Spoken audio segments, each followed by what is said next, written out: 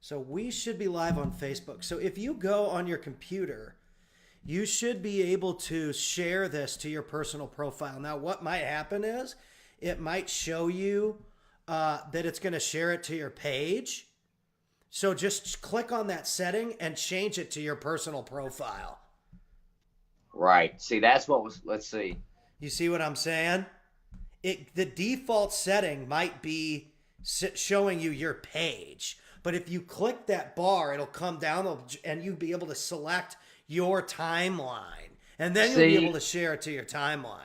Ah, that's what I should have been clicking the whole time. So now just type in there live with Pat Hilton, Craig Jackson background part 2 or whatever, and then you'll be good to go.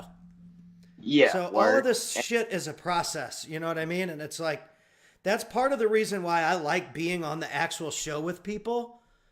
Because it helps everybody learn it as they go. Absolutely, dude. Everyone thinks it's real easy until they actually have to do it. Yep. Yes, sir. Myself included. Like I still make tons of mistakes. No, I get it, brother. It'll always be. I know what you meant. You're exactly right. Like, I mean, it is a process, but each time it's like just teaching us. Like we're building the engine here, so to speak. And once we get the engine in place and we actually know what all parts do, it's going to be easy to build the second one. You know what I mean? Exactly. So I'm updating that manually here on the page. So boom. So is this episode 4? Yeah. Yeah, it is. I mean, technically, yeah, it's episode 4. Or is this 3 as far as the new stuff? Because we didn't load the other one, right? So this is 4. Yeah, it's 4 because the Craig Jackson background 1 was episode 3. So this is 4. And then I shared it to my timeline too. So you see how that works now with sharing it to your timeline. So people should be able to log on here in a minute and rock with us. So if you guys are watching, we're just figuring stuff out. You know, this stuff takes work, especially with, Craig is a Facebook user and an Instagram user and stuff, but we're trying to show, you know, obviously I'm interactive with the shows that I do. So I want to make sure that the people I'm working with understand the back end of how to share this to their pages and all this kind of stuff. Pages are different than profiles. And we've got this YouTube restream thing that we use too. So it's a whole bunch of work, and it's educational for everybody at the same time as it is, content. So we hope you love it because we love you.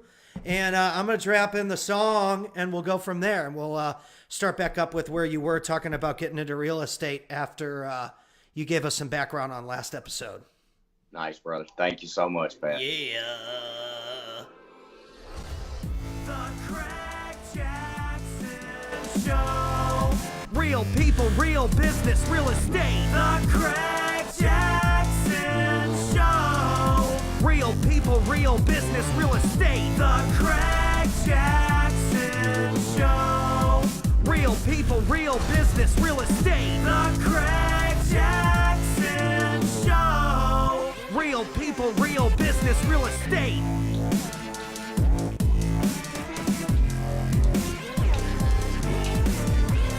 It's hot. It's getting hot in here, baby. I love it. Welcome to the Craig Jackson Show, friends. I am Pat Hilton. Of course, your main man, Craig Jackson's online. What's up, brother? Hey, can you hear me good? Because I don't even have the mic on. Is it good? Or it sounds fine to me. I can't tell the difference. Okay. You're good. Okay. I felt like, remember last time the feedback? Let me go ahead and get that on. Sorry. Yeah, it's all good, dude. Take your time. I mean, we're having fun.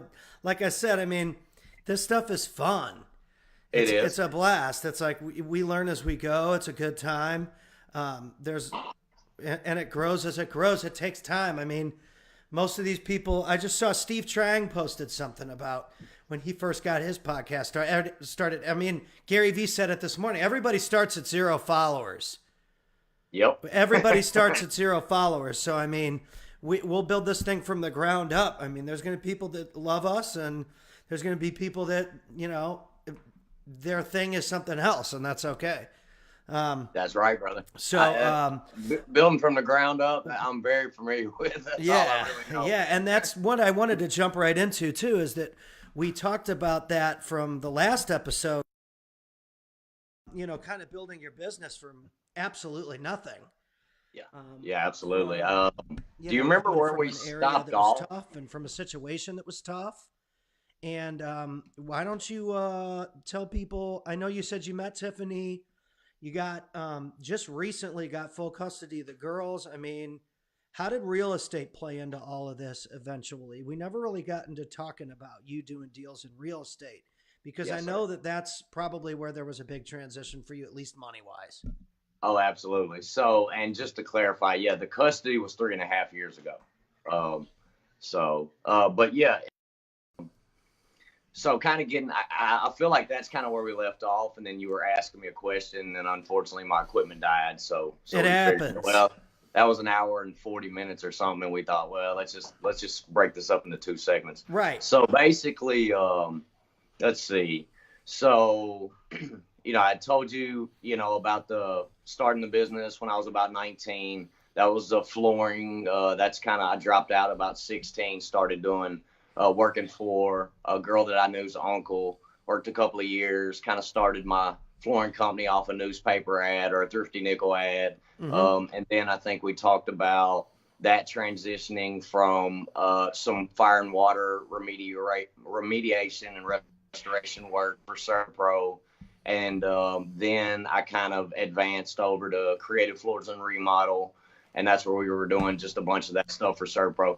Then, you know, I just started. So I think that's kind of where we left off. Yeah. And so I just I started, you know, bidding some commercial jobs just off either referrals or, you know, from the website content that I was out there, you know, promoting, or SEO, different things, because I was always paying, you know, and growing on the internet side of things as well. And you know, I ended up basically on some email list, and then I would bid jobs, and you know, I would get, you know, very minimal at first, but you just have to start somewhere. Just an FYI, they said they received the deed, so that's good news. I just got that. Awesome. Closing deals as we speak, right? Yeah. So that'll be funded here soon. Basically just kept kind of, you know, my thought process was, and that's what really hurt me. That's why, like, I'm a real big advocate of definitely, you know, there's a lot of crap out here as far as mentors and gurus and all that. And I understand that very well. You know, I've been through some of that myself, but I'm a very big advocate. Like I heard you guys talking earlier, and Quentin was like, you know, basically you do cut out a lot of the unknowns, but then there's the balance of that scale, and it's everything that mistake teaches you, right? So it's kind of a gray area, if you will. But I still, if I had to do it over again, I'd find me somebody that was really crushing it and at least ask a bunch of questions. You know, the internet wasn't a thing. You know, it was barely starting to be MySpace in my mid-20s, right, early 20s. So when I started a business, it was just me, and, you know, I knew it all, and I'd be rich in a year, and right. That didn't happen. Of course, you know and that's how we all think, right? Yes, sir. I was just in further debt in a year. So let me catch up here. So basically, bidding the commercial jobs, you know, there's a whole ton of different scale of things you're going to look at that is not in the residential realm. And just being transparent and honest, you just, if you haven't done those type jobs, you're missing stuff. You're missing stuff on the bids. And then, you know, on top of that, you know, my mindset was, unfortunately, okay, bid it, you know, as best quality with the cheapest price I can to get my foot in the door. Right. And then my thought process was, as soon as I get in it's with these big guys, right, it makes it tough to survive. Well, we're going to do good work, right? We're going to do, you know, everything's going to go good, and that's going to give me a referral for a bigger job down the road here. that I can kind of now set my scale of what I want money wise. That folks out there, that's not how it works. You end up, took some really big hits. I had managed it on a pretty manageable scale, I'd say, until, let's see, so probably 2011, 2012, 2011, we were maybe 2010, 2011, we'd have 4 or 5 jobs going on, some commercial, maybe a big deck job, maybe a repainting, we painted Hotel Indigo in downtown Nashville in 2012, 13 floors, the penthouse. I mean, it was pretty high scale stuff, at Absolutely. least from where I started to where that was. But you get to a point where at first it was all manageable because majority of my work was all residential, so I could get draws and things like that to accommodate. But what happened was, as I started growing more into that commercial world, and then if you miss 50, 70,000 on a bid, on a $250,000 bid, and you bid it for, 160, and then maybe you have some change orders that are 25 grand and you still miss some of that. So, I mean, it's easy to miss $50,000 real quickly. And if you're hungry, you're aggressive, you're thinking, I'll work enough jobs to kind of level this out. And like I said, my mindset was I'll do this on a referral basis. So I might take a loss here, but I'll make it up. And that was definitely a place of pain for me that I started entering for sure. At this point I'm running 10 guys, then I'm running 18, 19 guys. Payrolls are hitting 10,000, 12, 14,000 a week. We're also, at this point I'm on 30, 60 day net pays. So I might have 15 guys that are running, just for the paint job that was, I don't know, 7, 8, 9 grand a week. And then I might have 45 days before they're paid, and right. I was kind of always a jump and then build the airplane on the way down kind of guy. Right. I don't advise that, but that's, well, you know what? I do, because it's gotten me, to the position I'm in today. But it, it's not easy. The pains from that are not good.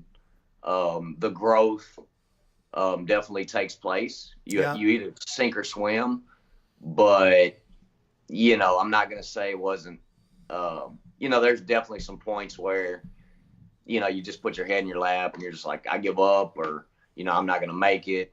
How am I going to even get out of this? How can I pay payroll Friday? Sometimes I'd have to, make payroll and then figure out how to borrow diaper money, after $10,000, and then go borrow $100 to try to stretch that for, at the time, I had, a baby on the way and 2 kids and a woman, and she's got a full-time job raising the kids. So, it was on me. And so the reason I'm sharing this is that then created some debt, and that debt, I don't know, any entrepreneur out here that's transparent with you, that's, took a chance in those type areas, know how quickly $100K in debt can happen. Right. And then if you're in $100K debt and you could spend 2 years trying to swim out, but you might gain another 100, 125 during that time, trying to recorrect the process. Like, I mean, it's definitely, a process. And, so I created, some pretty good amount of debt. I'd say, close to 350, 400,000, not including my mortgage. And then, I had a family member that was stepping in to help me out, and, she leveraged a property, for that. And then we were actually doing a loan, and a refi, and there was actually, just being raw and transparent, I had some family members that, I told you my grandparents raised me. Right. And You know, of course, they had 3 girls, and there was some discomfort in the family because I had to be raised by Granny and Papa, and there was always this problem with the fact that it seemed as if they did more toward my direction, and there's a reason for this, that they did more my direction versus some of the other grandkids, but I became their kid. So it's going to be different, you know, birthdays, Christmas, just different things. Now, it really did. It caused a lot of turmoil in my family. And so in saying that, about 2.5 years before we did the refinance and pulled some money out, my granddad had passed away. Well, during that process, my grandmother, she just got kind of, she just, you know, she wanted to do the right thing. She didn't know, you know, something could happen to anybody at any time. And she thought the right decision was to go out, and she did what's called a quitclaim deed and put all 3 of her daughters on the deed. Well, she didn't tell me that. And the whole time we're working on sourcing money to kind of, you know, get this process. At the time, I had kind of started working with a guy on some consulting to try to actually show me how to get out of the place I was even in, you know, what processes it would take, what I needed to sacrifice financially, how I needed to, you know, budget, things like that. And it was important at that time. So that being said, the title search comes back, and the guy calls. He's like, hey, do you know there's 3 other women that are on this deed and they got to sign for this loan? And I'm like, no, I didn't know that. So I call my grandmother, and we have a discussion. And she's like, well, yeah, you know, I did do the quitclaim deed. And I'm like, okay, well, you know, you have to tell everybody and they all have to sign, you know. So here I am, the person that has been a pain in the ass from my own actions through my teenage years, like I explained on the other podcast, you know, and some of that was deserving as far as being upset. You know, why would you treat my mom this way, which is her mom, my grandmother, and you know, like just abusing the blessings that was in front of me, but I was a little too young to fully value and understand those. So I can understand some of that frustration. But so anyways, we go to title to close that transaction. Well, there wasn't full transparency from some directions.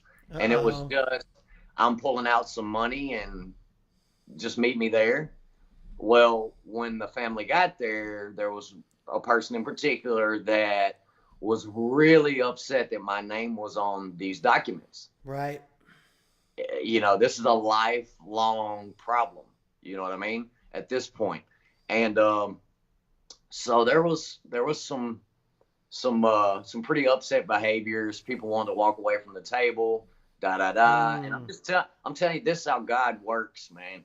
And you know, the title lady, she didn't know me from Adam, but she pretty much, you know, she called. I was getting texts from different family members. Such and such is not gonna do this, or she's gonna walk. And I'm just like, well, whatever. I'm just gonna leave it in God's hands. If it's meant to be, it's meant to be. If it's not, it's right. not. I mean, at that point.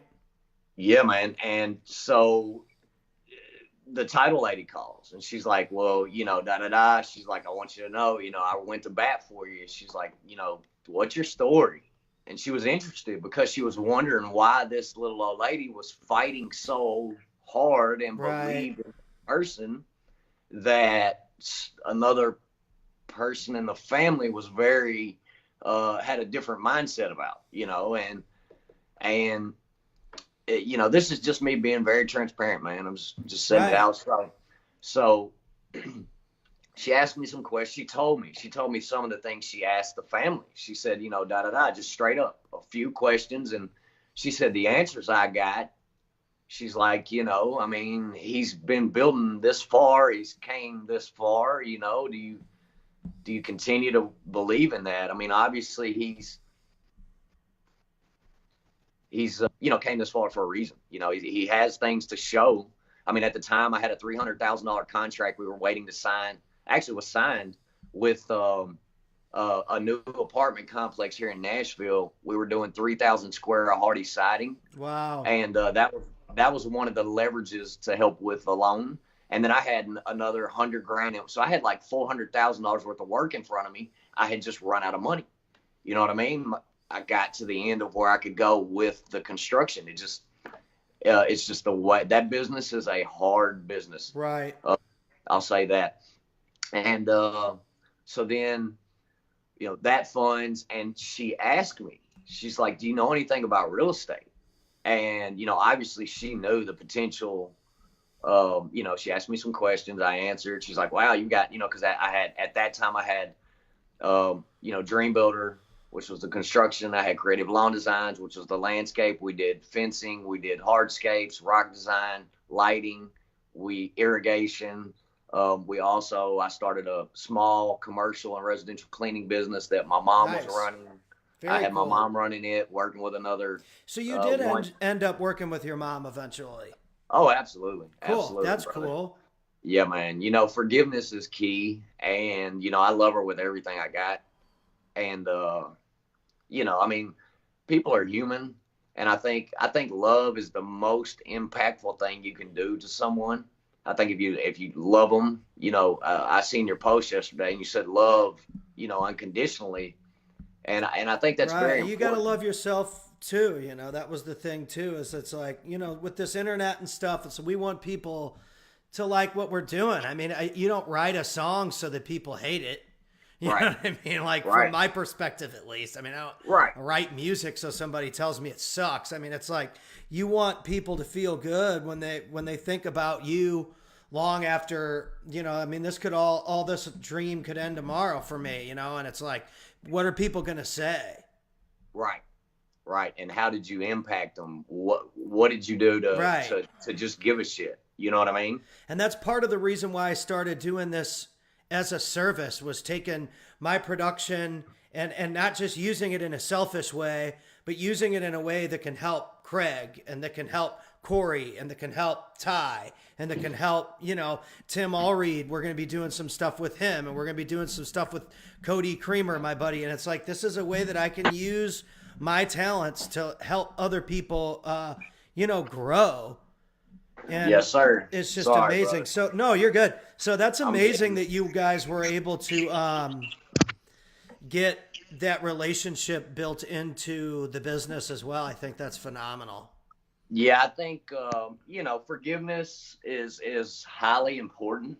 I think that I wouldn't be nowhere near, even the individual that I am today if I didn't, function on that. I think that hate and anger and things like that, they can really boil. And that was one of my main things that I kind of figured out when, my late 20s there, when things got really hard for you there for a while. It's just toxic. You know what I mean? And you really are just left with two choices. You forgive, and then I felt like it was almost healing to, love someone that may have made those mistakes. I feel like even it helped her. It helped her understand that for one, the past is the past, that we're done with that. And the only reason that I ever share any of that and post and things like that is to, just in case someone may be going through some of those things, to know that really, it's really flat out a choice, and you can get on the other side of that, and that's that. Right. You know what I mean? And yeah, and it's dude, and I've dealt with a lot of that stuff recently too, especially recently, where it's just like with the whole California thing, like we talk about, like I pushed so hard out there, and it's just like most of the people here in this like Dallas, Fort Worth Metroplex area were the people that were supporting me the most. So I packed up my shit and this is where I am now, because this is where it's going to work. Right. But, and I'm sure you had to let go of some frustration. Absolutely. Still working on it. Right. From making that transition there were maybe some things said that maybe didn't pan out the way that you felt or interpreted. And, you know, it's resentment. And sometimes that can fuel us, but we just have to be careful not to chew on it all the time, because it actually takes away from our ability to build. Absolutely. Absolutely. You know what I mean? And, yeah, man. So just jumping back in, you know, you know, I had the three businesses going. We basically, I picked up I did the creative lawn design all on its own, as far as like website setup, things like that. And I also had I had a pretty much a bundle package through YP at the time, Yellow Pages. They were like the go-to. And unfortunately, you know, they took a pretty big hit compared to used to getting the phone book back like when I first started my second year, man. It was like a $300-400 ad. And I mean, you could blow it up. It was the place to be, man, you know, but that was right when internet was transitioning. The next year, I thought, okay, I'll double this. And that was a mistake, because like internet started popping. People stopped opening the phone books, and it was, but to go back, most of the cleaning was like from the construction stuff. Like I just talked to the GC or whatever and say, hey, we got a cleaning company. We can da-da-da. And then I worked for Instar, which is a company similar model to Serpro, except for more on the commercial level. And so we do fire and water damage restoration for them. We got a big call, and I was super proud of that. Like it didn't pay me a bunch or nothing, but we got a call one night. It was like 7:00, and Jerry, the guy, the I guess the account manager that we did the work for, he's like, hey man, I got a big problem at Centennial Hospital. It's one of the 5 or 6 main hospitals here in Nashville. And he's like, any way you could get a cleaning crew together? And I've got on my old business page for Neat Freaks, man, we got a big photo of like Neat Freaks. Like, that's a cool name. And I think we're still gonna be able to put some stuff together with that, and I'll add that in here in just a minute. But I thought so too, man. And we have a photo on the page. You know, everybody like went on our Facebooks, and we grabbed everybody we could, and we all, you know, I had shirts for the business, so we looked professional when we got there, and, you know, insured, liability, all that. And I think it was like 10 or 12 or maybe even 15 folks, man. And we were in there like cleaning up this big old construction area in the hospital, because they were complaining. It was a big, you know, you got respirators and things like that. And you can't have a bunch of dust and activity. No, not at all. And he needed us, and we were able to show up. And it was just, you know, those moments make it worth it for all the crap that I'm talking about borrowing money for diapers. Well, right. Yeah, absolutely. Totally. So when I met the title lady, we basically, she just asked me, you know, hey, do you know anything about real estate? You know, you seem like you work your butt off. You know, you're really trying to build something here, and, you know, majority of your family really believes in you. You know, they've seen where you started and where you're at now, and they stand behind you. And so we had some conversations. She asked me if I knew anything about, you know, wholesaling contracts or assigning contracts. And basically, we had about an hour conversation that day. And then I went and had to sign some documents. And a couple weeks later, I, you know, was still doing everything on the other 3 businesses. But I just thought, you know, there's something to that. You know, I believe in everything happens for a reason. So I called her back. We talked about another 30 minutes. And I think within about 2 weeks from then, so probably 4 weeks from that day, the initial day we first met, and I signed a doc. I called her back and basically got contracts. And I was very new in the business, but I got contracts on 2 of the 3 properties. And I think within like 45 days we closed. I made like 16 grand. And, you know, I thought I was rich, because of course in the construction world, you may have $100,000 contract, and it's very easy to walk away with, you know, you can chew up some money. I mean, I'll give you some numbers. I mean, there's years right there at the end where probably 2012, 2013, I don't know, we may have did 400,000, 500,000, 600,000 gross. And I mean, when I put numbers to paper and really looked at what it cost and the losses that I took on taking those really big decisions, man, I did good to make 50, 60 grand, and that's not saying much on a $600,000 revenue. If you're running on all cylinders and you're doing the business right, and I'm not saying everybody goes through what I went through, it was my process. You should hit about, 25 to 30% net before taxes. But I was growing a lot, and then I was having to grow to cover the losses. Right. If that makes sense. No, I get it. So you're trying to freaking make the same amount to cover the loss as you are to cover yourself. That's right. So, I get it. So I had to double my workload, which then meant double my payroll. That's what I was going to say. I had to figure out where to pull the payroll from, and it just. There's a lot of nuts and bolts that go along with all this. Yeah, you're probably getting some calls. Sorry, brother. You're good. Sorry. I'm gonna order us a camera here soon, so that we don't have that issue, brother. You're good. Pretty much, I guess I've been in the business 3.5 years, and people ask me, I didn't go to any. I was actually a corporate sponsor because of a friend of mine when I had the construction business of a local real estate investment group here. Mm-hmm. But I was just trying to pick up the construction work. I still, even at that time, I was like I've told you before, real estate wasn't for a poor guy like me. It was for the suits and the ties, but maybe I can get some of their construction work. You know what I mean? That was how I thought, unfortunately. And that was back in like 2008, 2009. And I was a corporate sponsor there, I don't know, 2-3 years.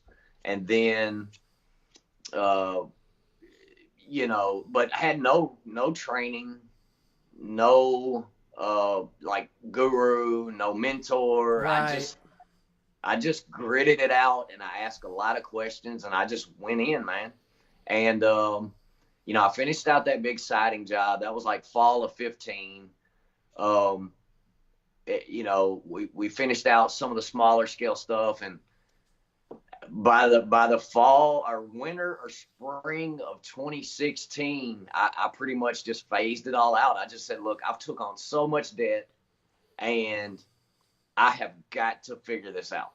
Like, this is so painful at this point that even though I'm making money, like, I'm paying high interest credit cards, I might have $20,000 worth of material maxed out on 4 cards, and then you're paying $25,000 a month in payments, and that's not including payroll. Right.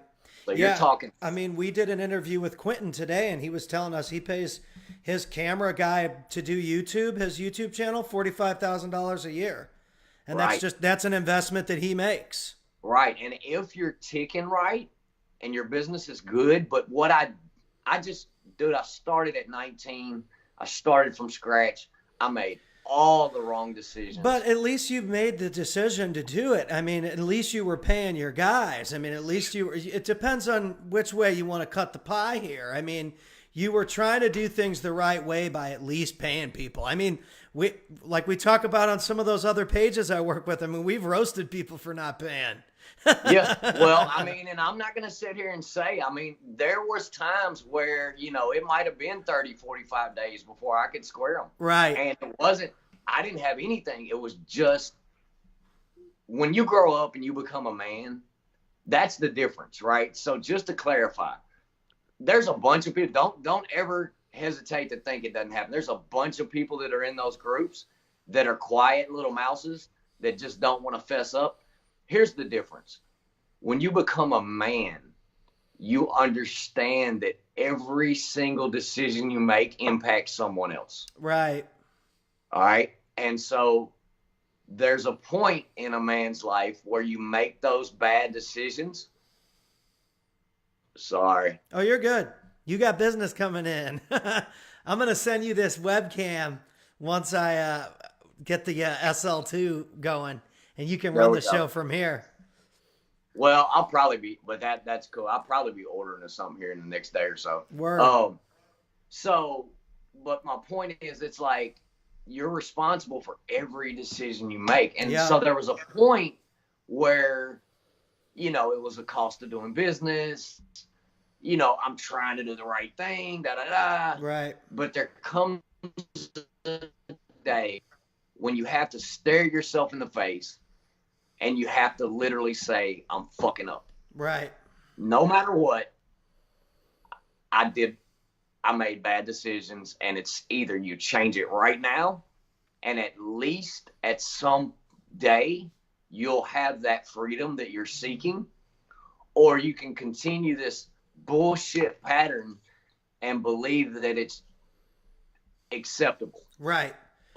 I think that's a great point. It's just like, if you're going to make some mistakes, you're better off realizing what you did wrong right away and changing it. Yeah, that's the best way to learn. Dude, I harp on it.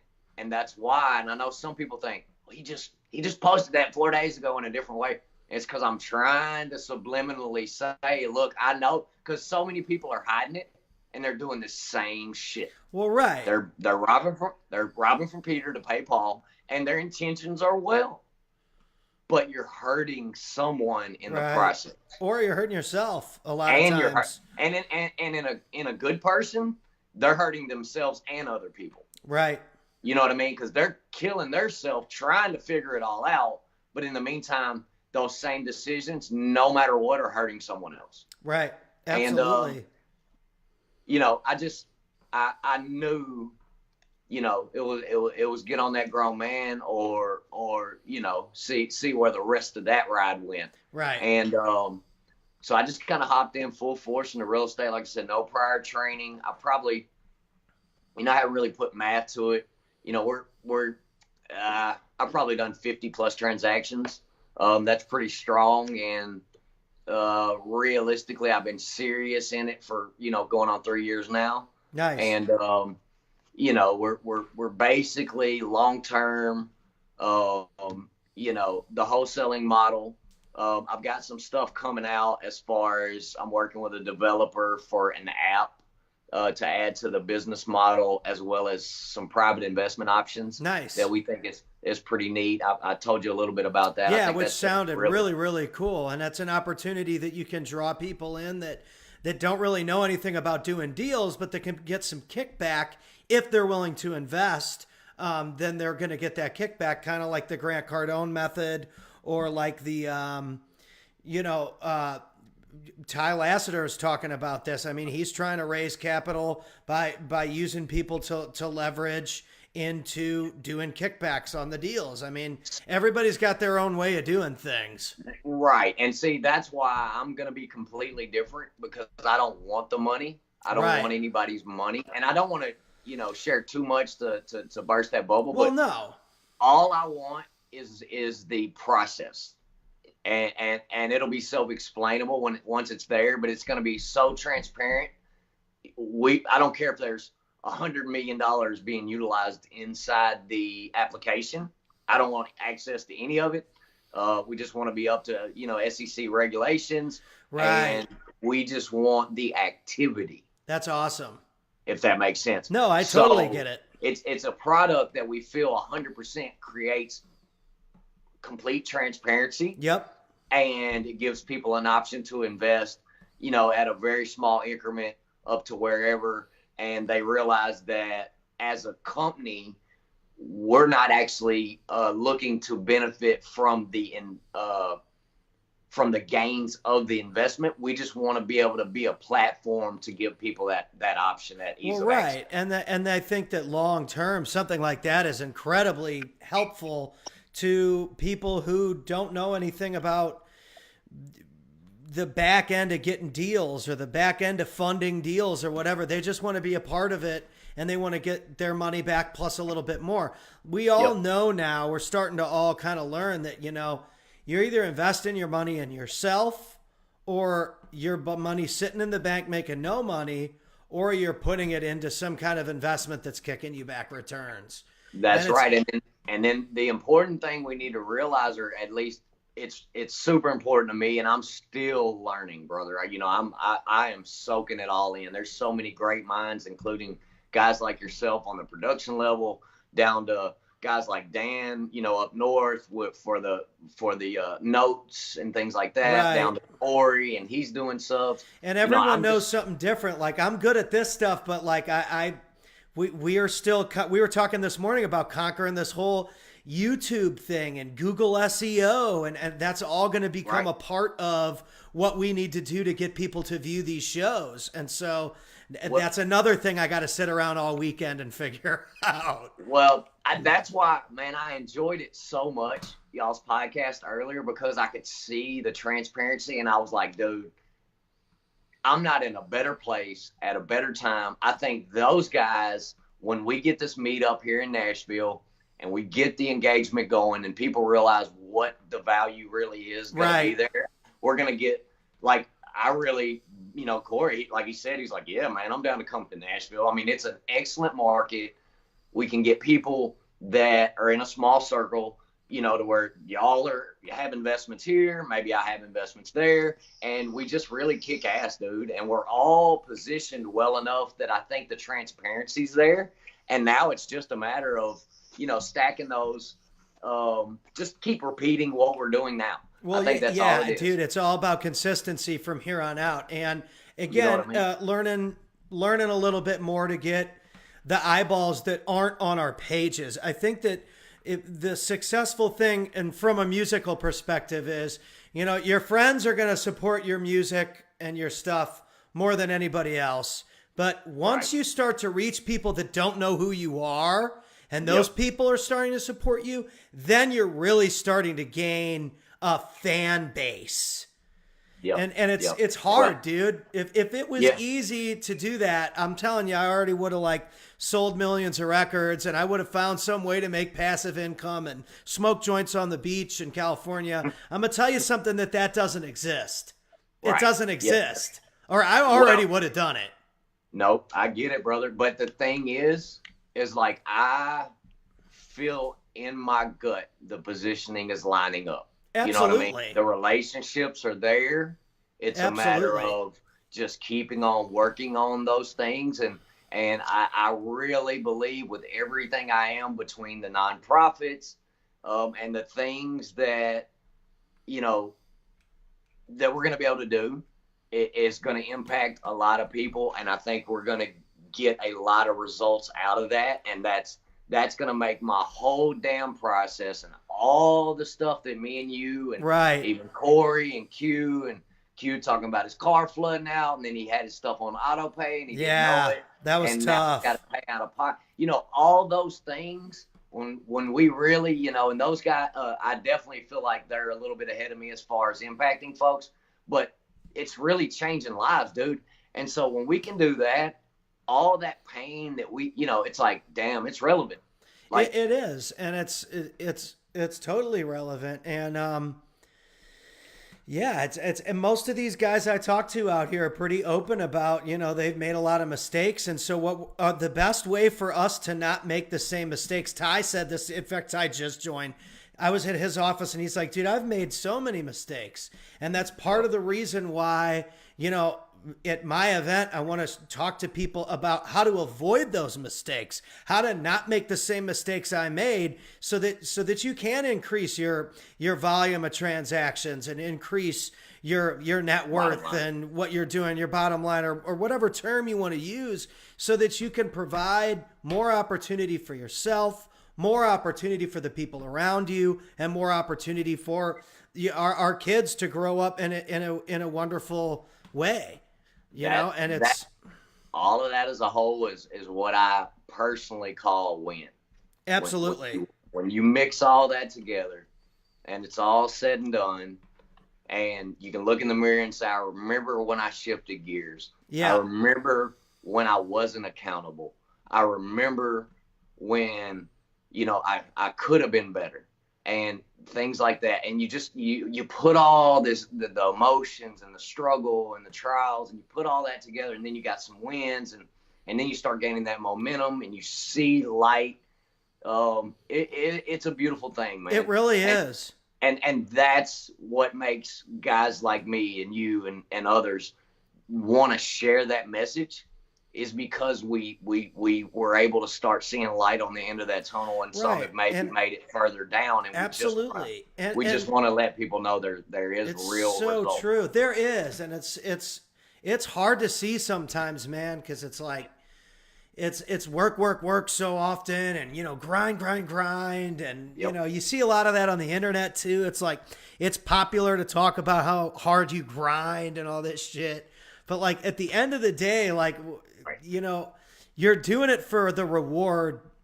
I mean, no one wants to talk about that, but like, yeah, you got to love the process, you got to learn what processes work the best, because efficiency is eventually a factor. You can grind and hustle and freaking, torque and use all your bandwidth, whatever term. But if you're not being efficient, it doesn't really matter how many hours you put in. If the time you're putting in isn't efficient, then what are you doing?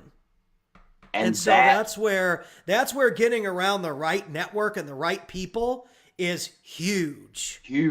And then that's when you realize all the lessons and what they were for, and it was to teach you those strategics, right?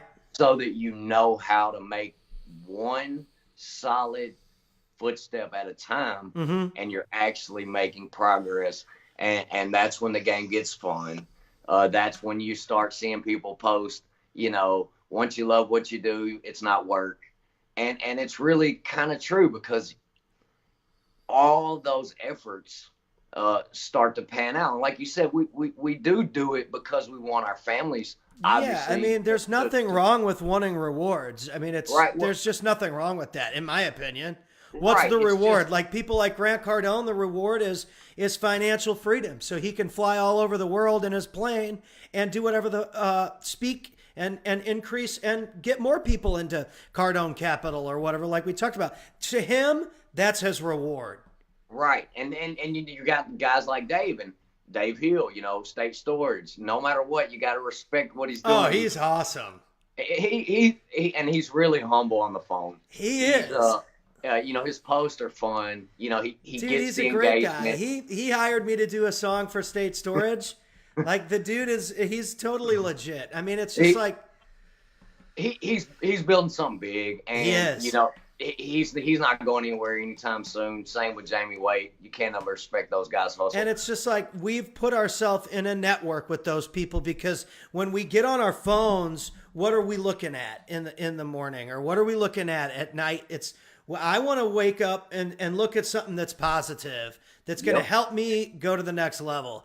And it's hard. We want everybody to like what we're doing, and we want to make an impact, and I want everybody to enjoy the songs and this and that, but at the end of the day, if we're able to provide enough value for the people around us, then we're good. And then again, that's right. That's what it's all about. It's like, and I think that's where Dave was coming. That's why I mentioned his name.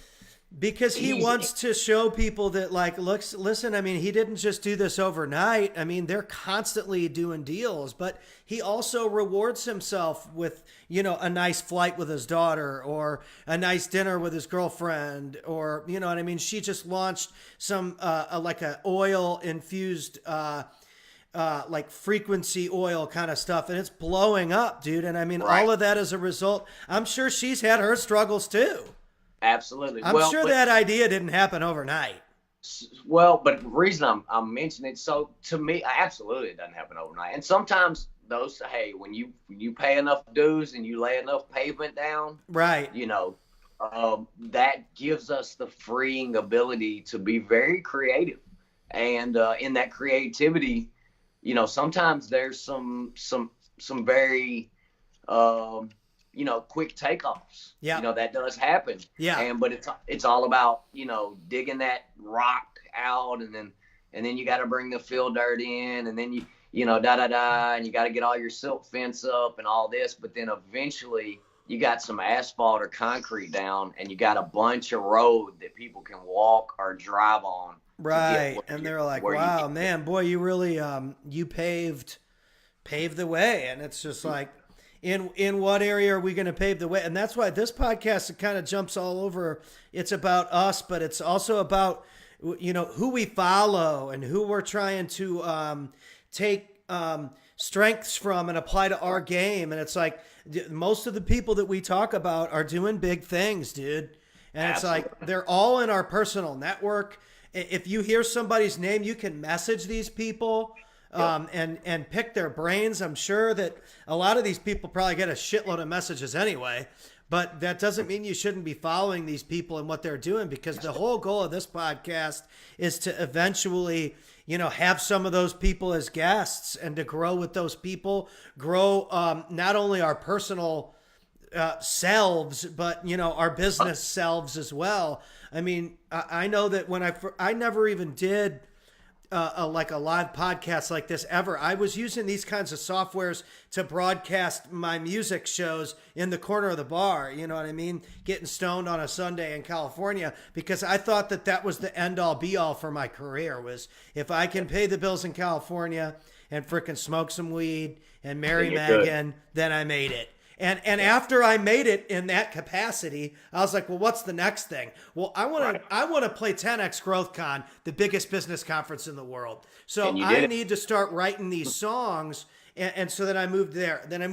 And it got to a point where I outgrew that California hang out at the beach and get drunk mentality. There's nothing wrong with that. In fact, if I were younger, I would, if you're 21 years old and you're watching this, go out to California and smoke some fucking weed and get drunk for a year and get it out of your system early. There's nothing wrong with that. If that's what you want to do, don't do it. But don't do it. But here's the deal. Here's the deal, man. Get your business right. Get your business right. Get your life right. Get your mind right. Then, if you want to play, that's up to you and that's between you. But if you spend your time getting your mind right first, you're not going to want to make some of those decisions. That was what I was going to say next. Is that? And I love you, Pat. No, you won't make those same decisions because you understand the weight and the impact mentally. Right. And my point by saying that was, you can either do it now or you can just not do it because it's not going anywhere. That life that I described isn't going anywhere, and I outgrew it. Those, and again, this might come off as insulting, but it's true. It's just like a lot of the people that I met out there will live that same lifestyle forever because that's the mode that they're in, and they're not going to leave that mode. They're happy in that mode. I'm not. Right. I accomplished it. I did it. I paid the bills in California for a long time doing that, and it got to a point where that wasn't what I wanted anymore. Right. And most of the people that are doing big things in the areas that I want to do big things are here in this Texas, Dallas, Metroplex area. And so I packed up my shit and I moved here. And, now I'm working with people that are doing $1 million hedge funds and people that are doing, you're doing real estate in Nashville. We've got, events that are going to be all over Texas. It's just awesome. I was flying back and forth from Texas anyway. Yep. So my point is, if you've got a YouTube skateboard dream or whatever, there's nothing wrong with chasing that, but allocate time for that. This is what I was really going to get at. Allocate time for that every week and go 100% for that 5 hours. I tell my daughter that, dude, I preach it. You know what I mean? A 15-year-old, and I didn't mean to interrupt, but no, you're good. I tell her always, there's people that are born with talent. But there's way more people that are born without the talent, but they're the hardest working person in whatever arena or whatever area it is that they want to accomplish. And they made it anyway. And they become the best. Right. You know what I mean? I said it's more important than to have great, like, let's say she wants to play football, NFL, and just say she could, and she's a girl, whatever, who cares? And I told her, I said, you might have a legend, but he might practice 3 days a week, whatever. But if you practice 7 days a week consistently, every day, you allocate that time. You're going to eventually beat or at least be the best because you put in the work. And really that's all anything takes, man.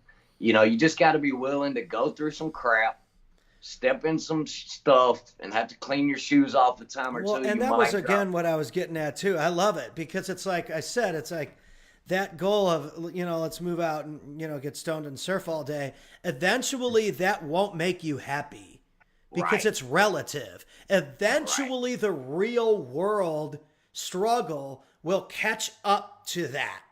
And you're going to have to compensate for the time that you wasted on the waves. It's just the way it is. So you're going to have to figure out how to bring value and how to make money and support yourself, or you're not going to be able to allocate that time anymore. And that's part of the reason why I said what I said, because I learned that the hard way too. You know, I was just all about doing this and that and singing songs and doing the bar scene. And I had done that since I was like 15.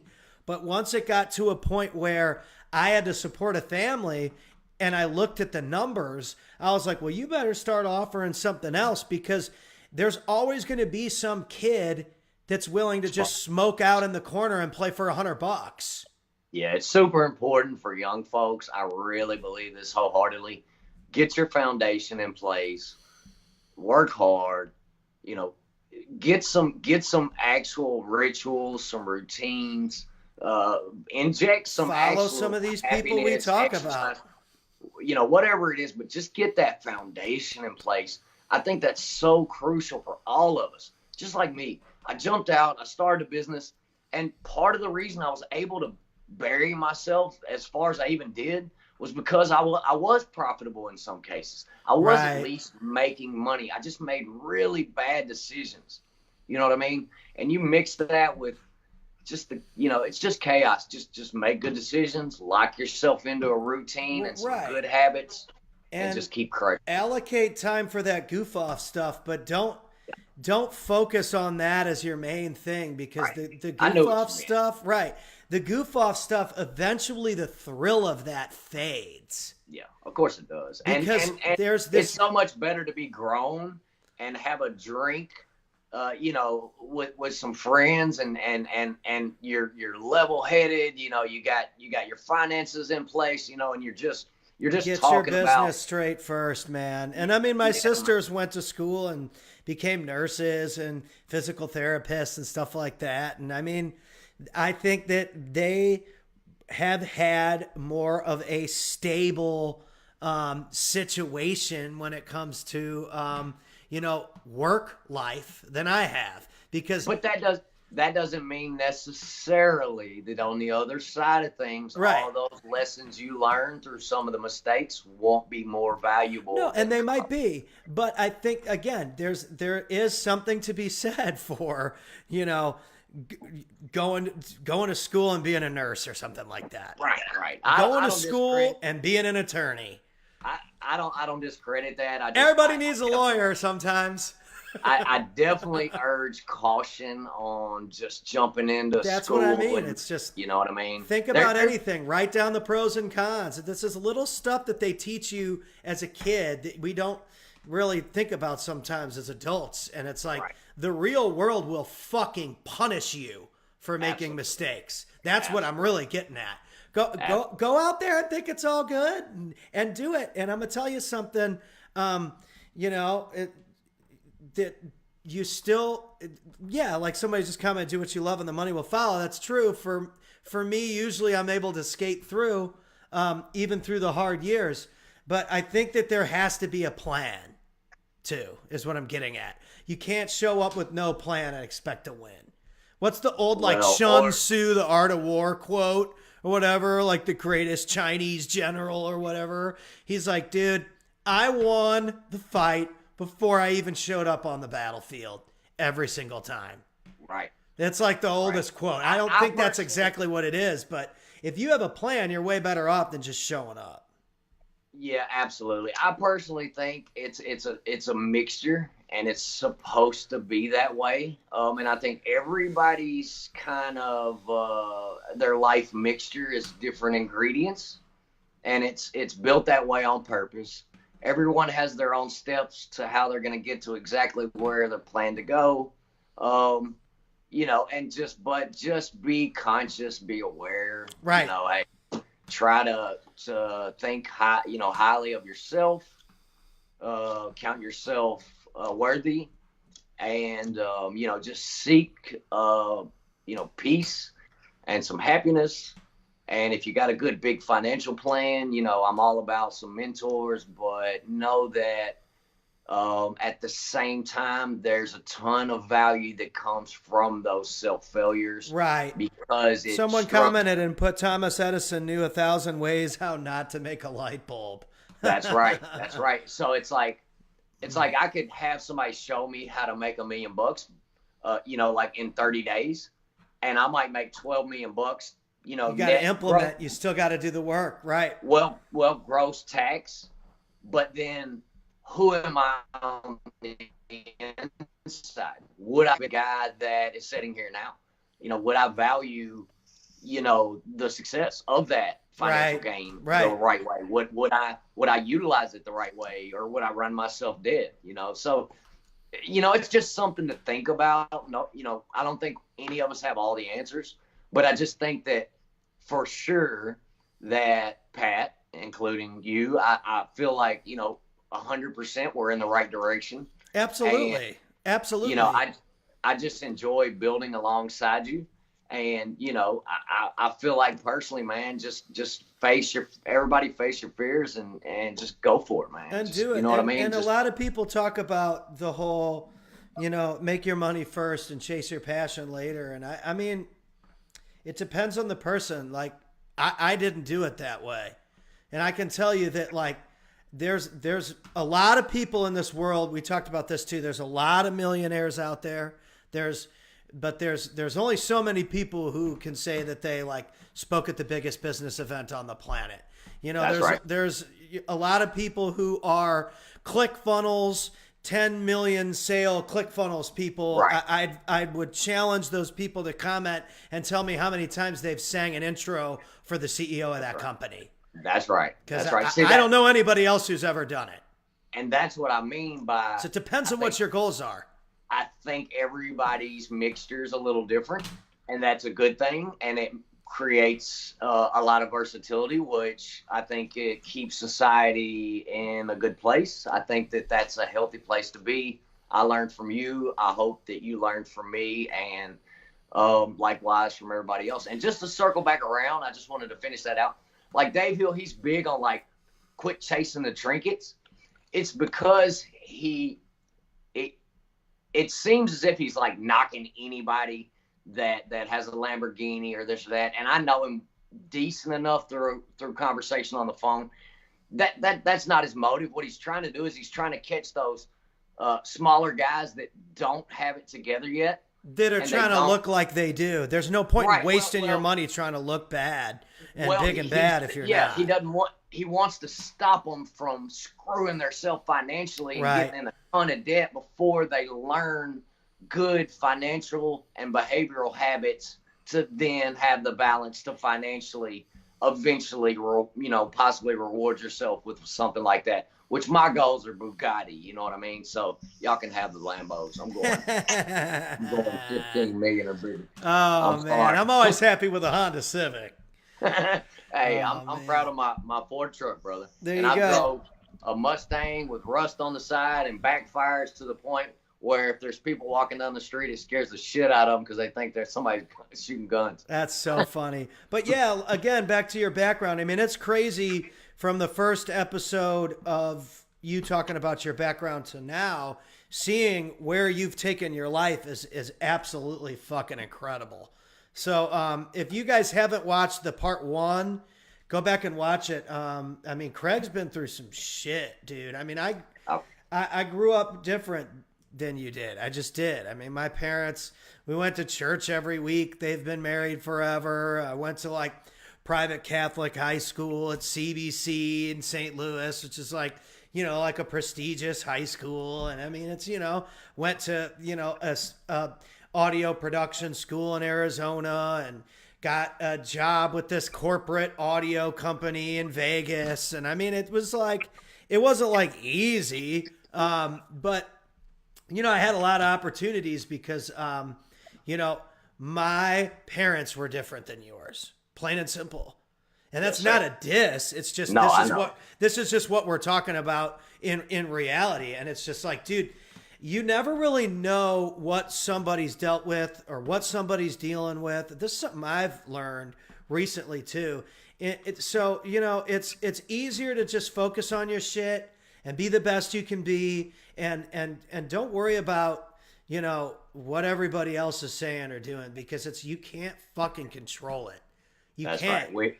We all got struggles, and one thing I've learned is to just, you know, like you said, I think just being in the vibe of just genuinely good people that are just out here trying to provide, that in itself speaks volumes for our mindsets, right, and what we think of things and life in general. And I think that's super important, is that we just, you know, self-evaluate our circles, and absolutely, and not to mean that people aren't going to make mistakes and this and that. I'm sure that overall, like me and you, 99.999% of any conversation we've ever had has been positive. Absolutely. Of course, we're human. Of course, we vent on frustrations or things like that. But you just want to be around folks that are genuinely just good people that are helping you be a better person. And in the end, that you're winning all day long. Absolutely. And the other lesson is, you know, again, I highly encourage everyone to go back and watch part 1. It's on the Craig Jackson page. And one of the lessons, and one of the lessons from that is you might see somebody that's kind of fucked up in their teenage years. You might see somebody that's kind of fucked up in their college years. And then 10 years down the line, you know, that person's fucking paying your rent. So that was what I was getting back to. Be careful, you know, judging somebody too early or judging somebody too soon, you know, because, you know, somebody that you think is a knucklehead or a piece of shit or worthless or a druggie or a loser or this and that, there is always time for somebody to clean up their shit and become a transition into a winning phase.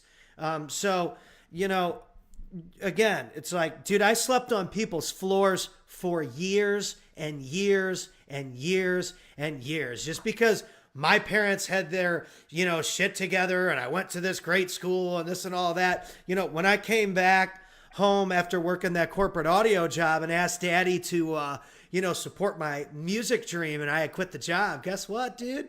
Go figure that shit out on your own, big dog. Yep. You want to be a big bad rock star? Yep. You know, go sleep on some fucking floors for a while and come back and tell me how easy it is. And I'm going to tell you something. That was probably the best. That was when I became an entrepreneur. Yep. Was when he said, nope, I'm not buying you the MacBook Pro. I'm not buying you this. I'm not buying you the Taylor guitar. I'm not paying for it, dude. I paid for you to go get the job that you left. So now you figure this out. When it hurts the most is when we learn the most. That was probably the breaking point to like, oh, well, shit. You know, you're going to have to get really good really fast. Yep. If this is what you really want to do. Because there's no turning back now. That was kind of my play in real estate. Like, I knew that each transaction could net, you know, very good sums of money based on what my past experience was with different businesses. And so it was like I was all in, brother. And just every second that I, you know what I mean, within reason, and just, you know, that you're right. You know, it like puts that pressure, and you're just like, I'm not stopping until I fix this. Right. I'm not stopping until I reach my goal. I'm not stopping until I, you know, make this, you know, exactly the vision that I have. You know what I mean? And it's like, that's when the realness. You had way tougher odds than I did. I mean, I had, you know, people that I could call, you know, I mean, I remember I like lived at my cousin's house for a while. She was Megan's best friend. It's like, you know, I had some easy outs that I used along the way, but that doesn't mean that it was easy. Right. You know, no, I get it. By any means. I get it. So yeah, guys, check out part 1. This episode will be up on iTunes probably tonight. And then make sure to subscribe on there too, you guys. Subscribe on iTunes, on the Apple Podcast app. We got a ton of stuff coming. We've got some interviews lined up with some people. I know that my buddy Dave Daly, the Monster Motivator, I was talking to him. He's a great guest. And you were talking about your buddy with Rehabbing the Streets that wants to come on. And, you know, I've reached out to a bunch of other people that'll definitely hop on. I'm sure Corey will hop on. Sure that this will blossom into something that we want our community to be a part of this show. That's the cool thing about this is that. Absolutely. And it was Trent would spread the positive. Trent. He had me on the podcast last week. Trent. And yeah, man, I've got 10 folks that are like, yeah, let's go. You know, it's just timing and making sure everybody's schedule lines up. You know, it's also on Spotify because I don't believe, you know, that's the only access for Android users. So, right. You know, just check us out. Give us some love, and hopefully, you know, we gave you some good value here. Absolutely. And again, please go watch that part 1 to this with Craig talking about, you know, growing up in Nashville. I'm telling you, it's mind blowing what Craig's been able to accomplish since growing up in that situation. It's fucking unbelievable. So you guys go check it out. And, guy can do anything. Just so you know. It's beautiful. So hit us up. If you're interested in coming on, I mean, dude, just shoot one of us a message and let's, you know, chat about when we can do that. We're going to do these. I mean, who knows? We might do them 2 days a week, you know, moving forward. I don't know. We're going to try and do as many as we possibly can. So Craig's got an event coming up. He's got an app that he's going to be releasing. He's got a book that he's working on. So big things are happening, guys. Always a pleasure to be a part and help my own personal growth being a part of these shows. So check us out next time. I'm going to try and post an event for everybody to be a part of the next broadcast. So we'll get on that as we log off, and we'll see you guys soon. Thanks, Pat.